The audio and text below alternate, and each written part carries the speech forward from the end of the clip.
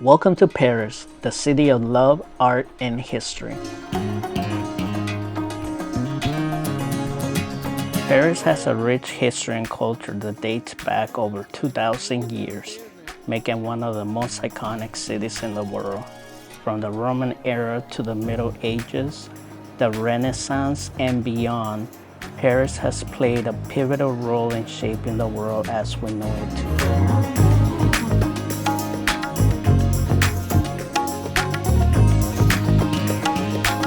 Paris is renowned for its exquisite architecture, world-class art museums, and picturesque streets lined with charming cafes and shops.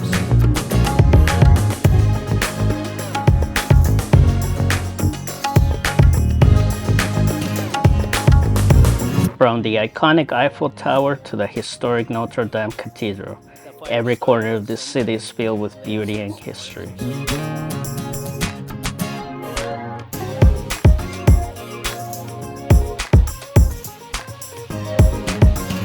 During my trip, I explored the city's many landmarks and attractions, tried the delicious local cuisine, and learned about the city's fascinating past. Join me as I take you on a journey through the city's rich history and vibrant present, sharing my experiences and discoveries along the way. Let's dive in and discover the magic of Paris together.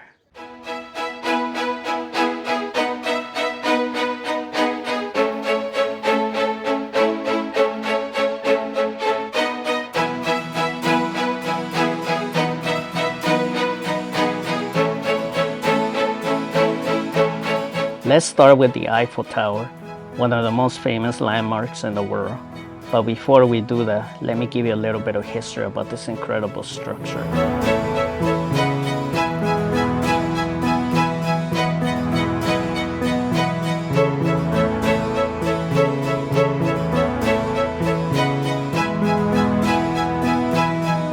The Eiffel Tower was built for the 1889 Exposition Universelle, which was a World's Fair held in Paris to celebrate the 100th anniversary of the French Revolution. The tower was designed by Gustave Eiffel, a French engineer, and was initially intended to be a temporary structure.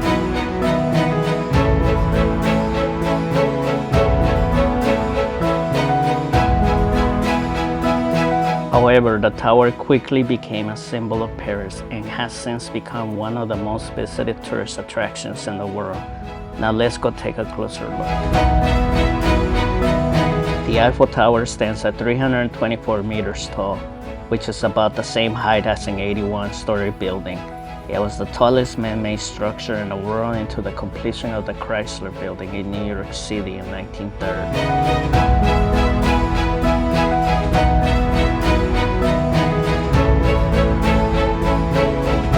There are 3 levels to the tower, and visitors can take an elevator or climb stairs to reach the top. The first and second levels offers incredible views of Paris, while the third level is the highest observation deck and offers a panoramic view of the city.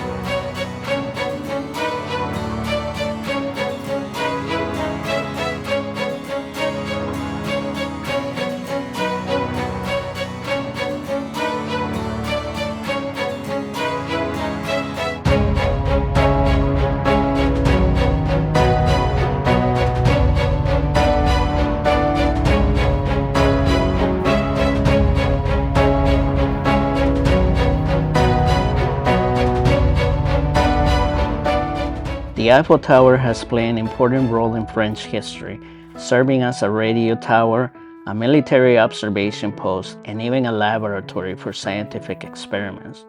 During World War II, the French resistance cut the elevator cables to prevent the Nazis from using the tower as an observation post.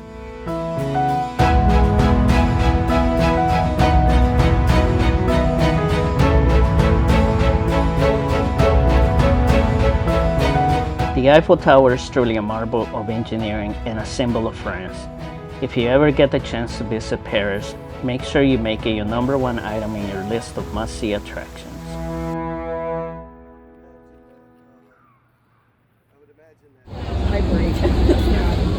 But Monday, okay, it was also like Monday, but it was all day after the weekend. know? He's like, I would try to do my lunch on Monday at like 10 a.m. Like, oh, everybody's in the classroom. Everybody's doing homework today. I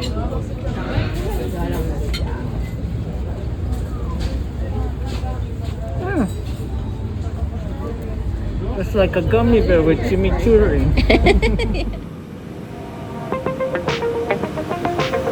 We continue our Paris trip by visiting Disneyland Paris, one of the most magical places on earth. But did you know that this park is not just a fun attraction, but also has significant historical roots? Let's dive into the history of Disneyland Paris and explore the park.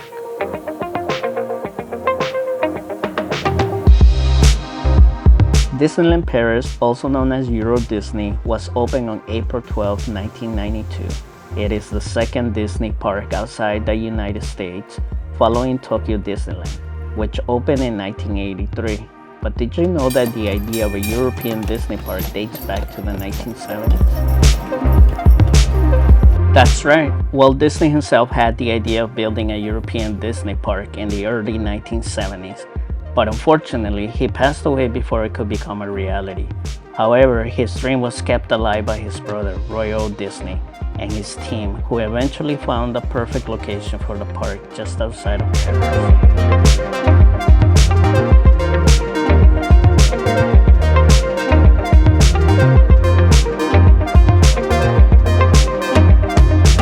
Now, let's explore the park. One of the most iconic attractions here is a Small World ride.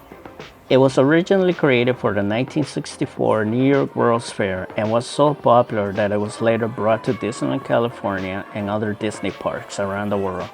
The ride features over 300 animatronic dolls in traditional costumes from countries around the world, singing the classic song, It's a Small World. Another iconic attraction here is the Disneyland Paris Castle. It was inspired by the fairy tale castles of Europe, such as Neuschwanstein Castle in Germany, and was designed by Walt Disney Imagineering. It's so beautiful and majestic. Did you know that this castle was not always here? In fact, the original plan for the park was to have a replica of Cinderella's castle from Disneyland, California. But then the designers decided to create a unique castle for Disneyland Paris, and the result is breathtaking. There are so many other amazing attractions here, like the Pirates of the Caribbean ride, the Space Mountain roller coaster, and the Twilight Zone Tower of Terror. And the park is not just for kids. There are also plenty of things for adults to enjoy, like the wine and cheese tasting and the Ratatouille area. The park is not just a fun attraction, but also a testament to Walt Disney's vision of creating magical places where people of all ages can escape from reality and be immersed in their favorite story.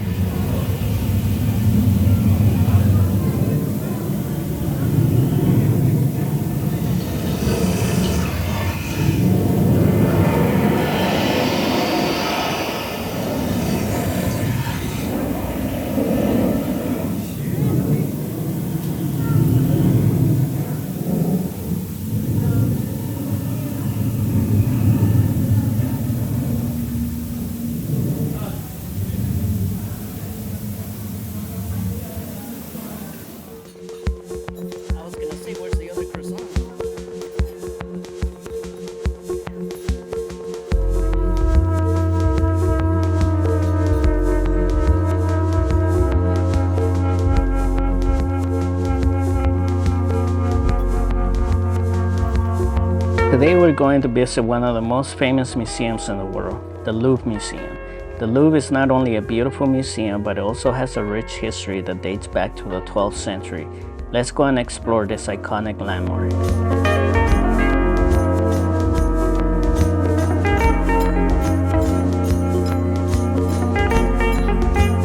Before we visit the museum, let's take a moment to understand its history. The Louvre Museum was originally a fortress built in the 12th century by King Philippe Auguste. It was later transformed into a royal palace in the 16th century and was used by various monarchs into the French Revolution in 1789.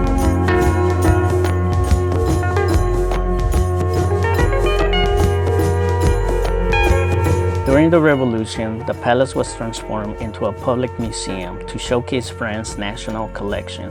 Today, the Louvre Museum is one of the most visited museums in the world, with over 10 million visitors each year.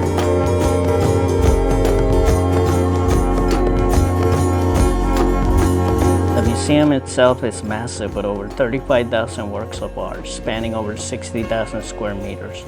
The collections are divided into different departments such as Egyptian antiquities, Greek and Roman antiquities, and Islamic art.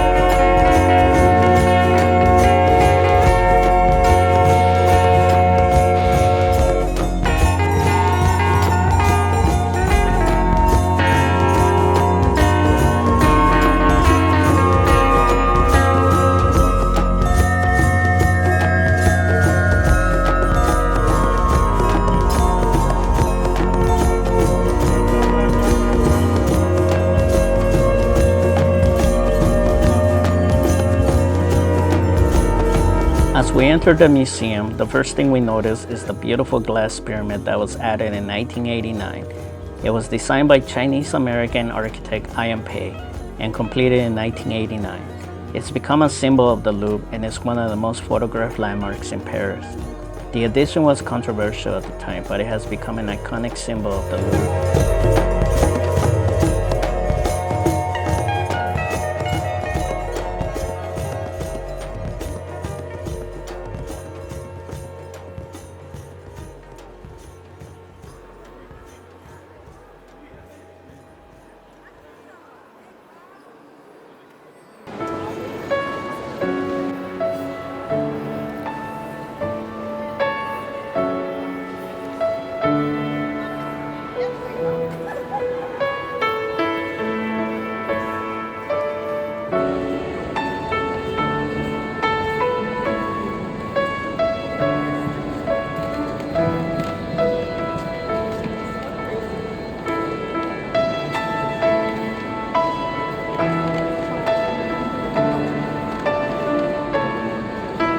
One of the most famous artworks in the Louvre is the Mona Lisa. Painted by Leonardo da Vinci in the 16th century, it is considered one of the greatest masterpieces of all time, and people come from all over the world just to see it. Fun fact, did you know that the Mona Lisa was stolen from the Louvre in 1911 and was missing for 2 years before it was recovered?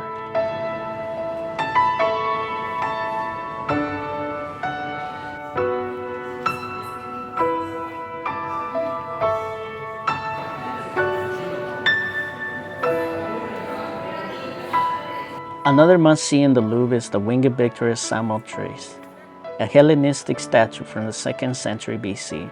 It's an incredibly impressive work of art, standing at over 5 meters tall and portraying the Greek goddess Nike.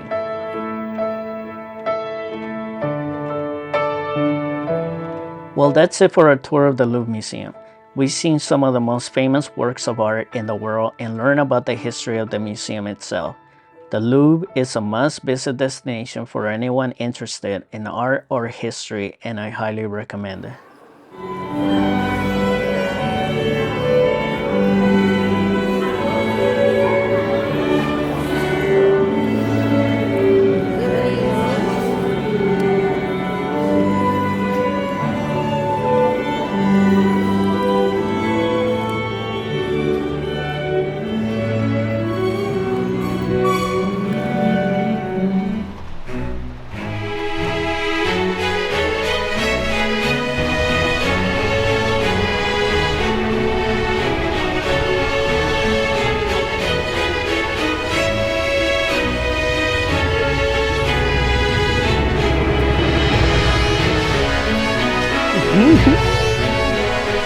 Today, we're going to visit one of the most iconic and historic sites in France, the Palace of Versailles. This palace was once the home of the French kings and queens and played a significant role in shaping European history.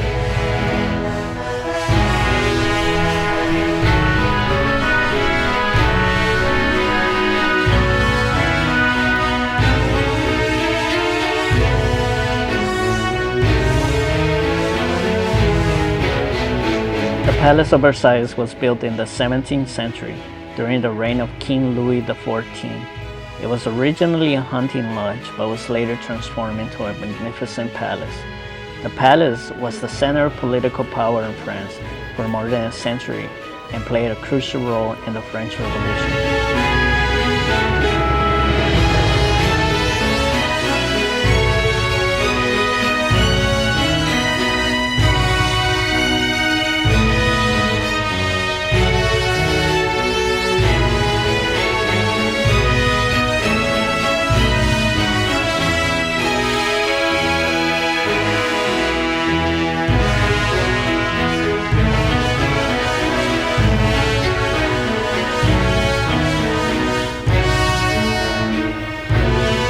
This is the famous Hall of Mirrors, one of the most impressive rooms in the palace.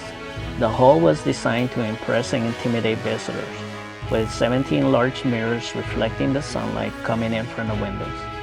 The hall was also the site of the signing of the Treaty of Versailles, which officially ended World War I.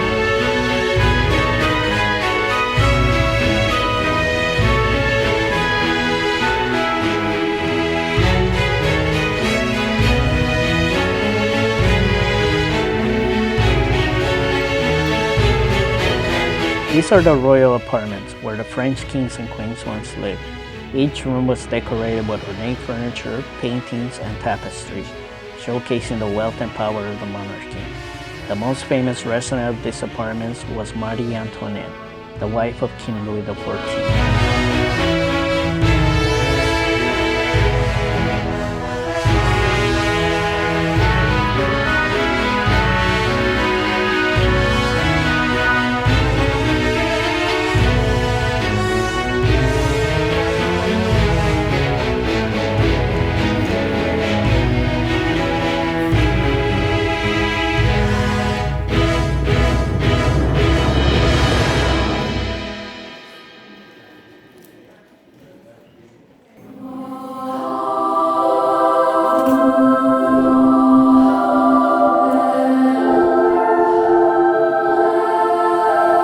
The Palace of Versailles is not just about the palace itself. The gardens surrounding the palace are just as impressive, covering more than 800 hectares. The gardens were designed by André Lenotre, who also designed the gardens of the Tuileries and Vauban. The gardens include fountains, sculptures, and even a small lake.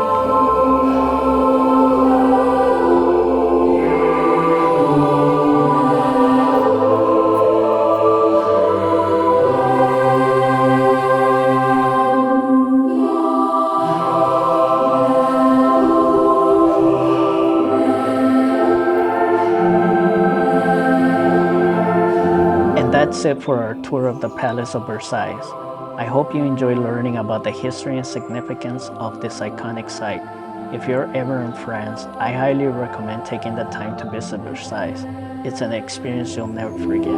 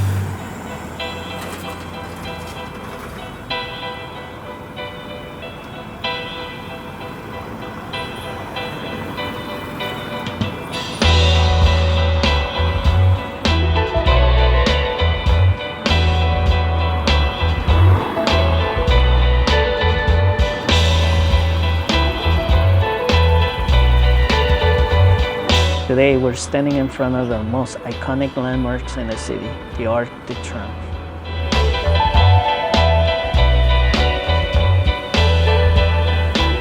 The Arc de Triomphe was commissioned by Napoleon Bonaparte in 1806 after his victory of Austerlitz. It was built to honor the soldiers who fought and died for France during the French Revolutionary and Napoleonic Wars.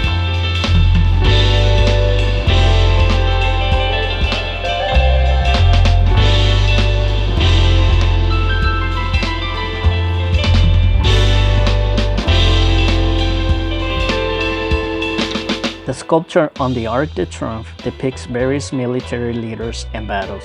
One of the most notable sculptures is the Departure of the Volunteers, which is also known as La Marseillaise. It was sculpted by François Rude and it represents the French national anthem.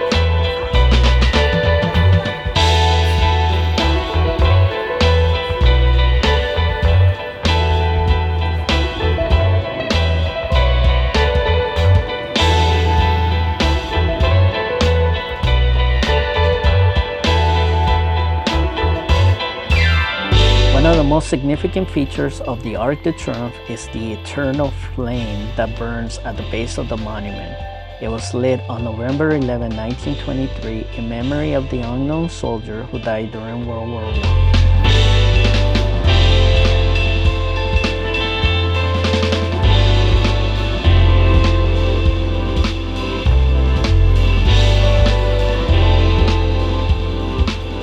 The traffic circle around the Arc de Triomphe is one of the busiest in the city. In fact, it's so busy that there are no pedestrian crossings. If you want to cross the street, you have to use the underground passage.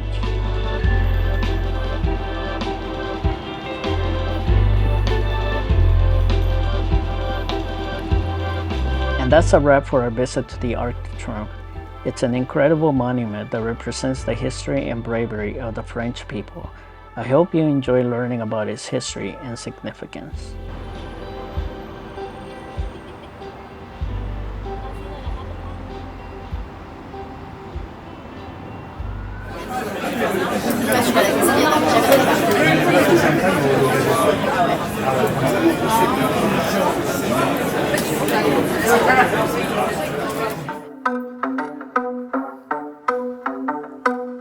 Today I'm going to take you on a tour of one of the most iconic landmarks in Paris, Sacré Cœur.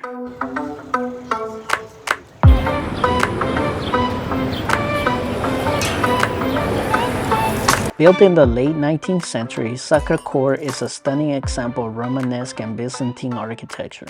It sits on top of Montmartre Hill, the highest point in Paris, and offers breathtaking views of the city.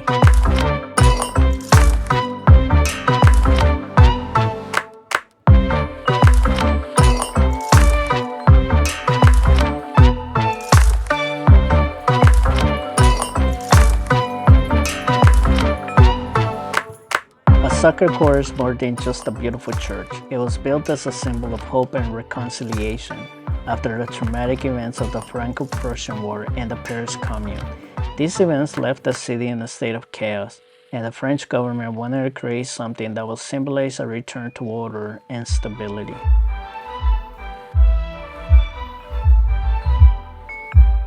The Franco-Prussian War was fought between France and Prussia in 1870 to 71. And it ended with a humiliating defeat for France. The Paris Commune was a socialist government that briefly ruled the city in 1871, but it was brutally suppressed by the French army.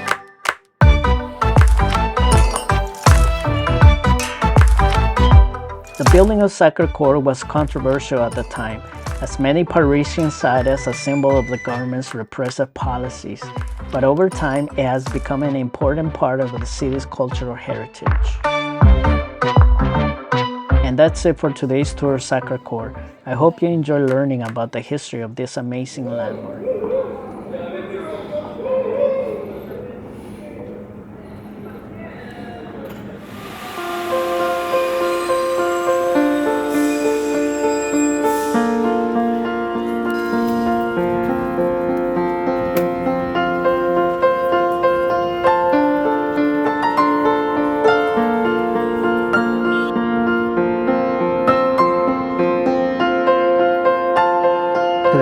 exploring one of the most iconic landmarks in all of Europe, the Notre-Dame Cathedral in Paris.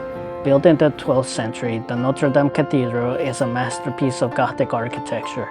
It took nearly 200 years to complete, and its intricate details are a testament to the skill and craftsmanship of the medieval builders who constructed it.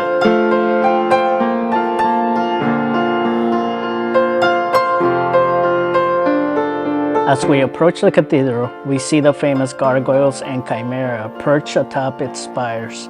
These mythical creatures were intended to ward off evil spirits and protect the cathedral from harm.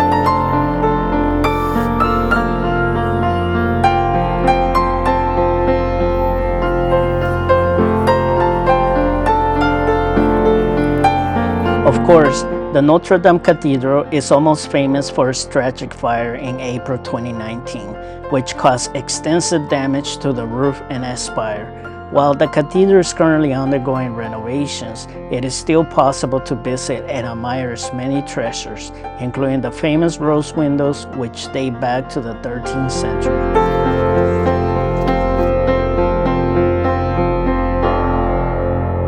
As we explore this magnificent cathedral, it's clear that its legacy will continue to inspire and captivate people for centuries to come. There's what?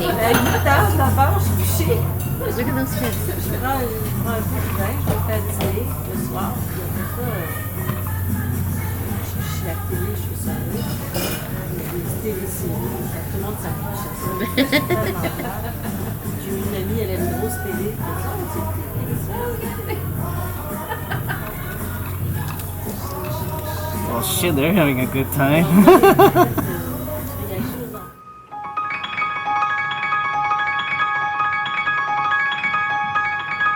Today, I'm visiting one of the most famous cemeteries in the world, Père Lachaise in Paris, France. This cemetery is the final resting place of many notable figures in history, including the legendary rock singer Jim Morrison of The Doors.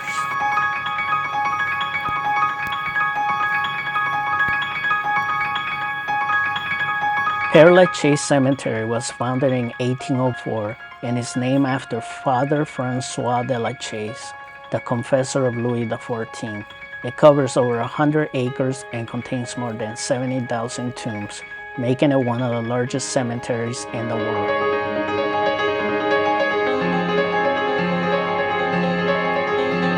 Jim Morrison was a singer, songwriter, and poet, best known as the lead vocalist of the iconic band The Doors.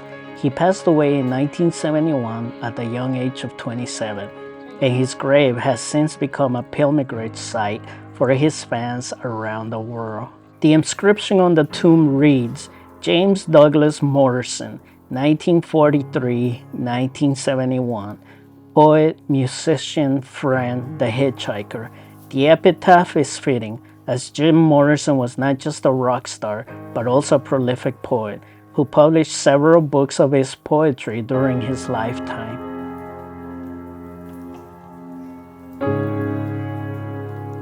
Let's take a moment to appreciate the other notable figures buried here at Père Lachaise Cemetery.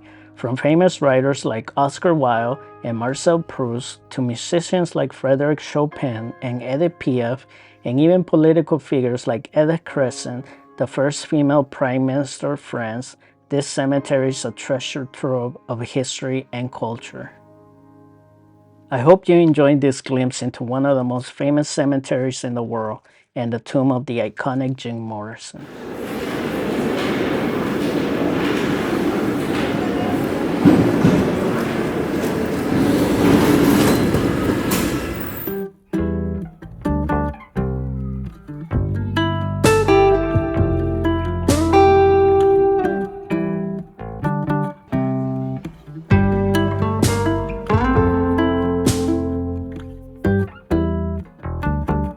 Today, we're at the Musée National Picasso-Paris, one of the most famous museums in the world, dedicated to the works of the legendary artist Pablo Picasso.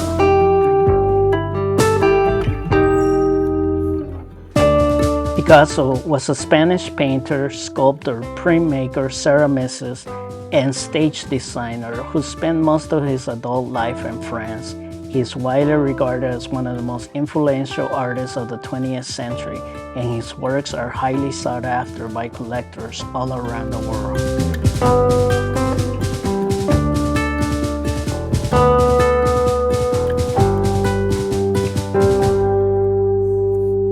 The museum has a massive collection of Picasso's works, including paintings, sculptures, drawings, and prints.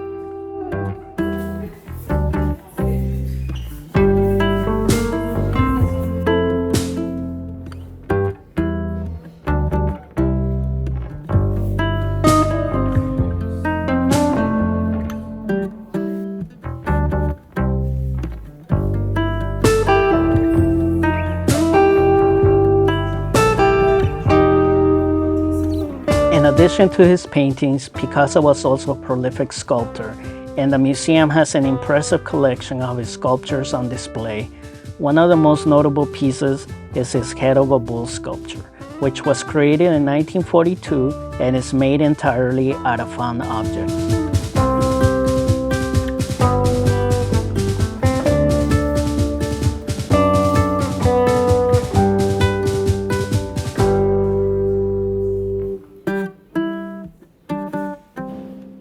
Picasso was a true visionary who revolutionized the art world with his bold experiments in form and style. His work continues to inspire artists today, and his legacy lives on through the many museums and galleries that celebrate his life and work.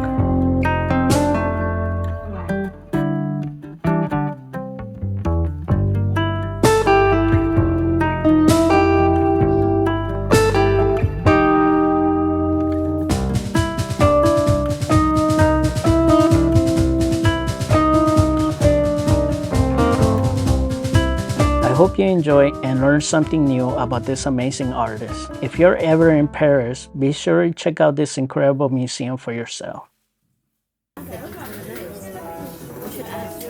Yeah, we should. This probably we have to go back to the Eiffel Tower. No, I think you can pick it up anywhere those stops.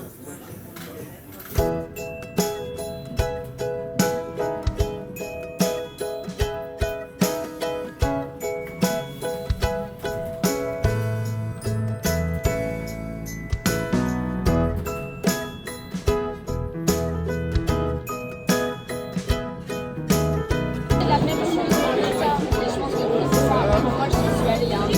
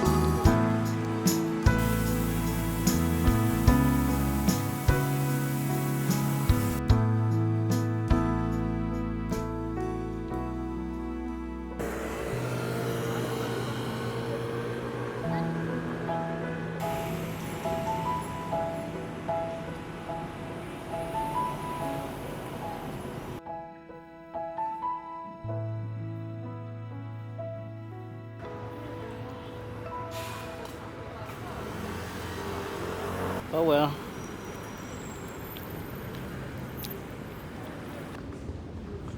Merci beaucoup for watching, and I'll see you next time.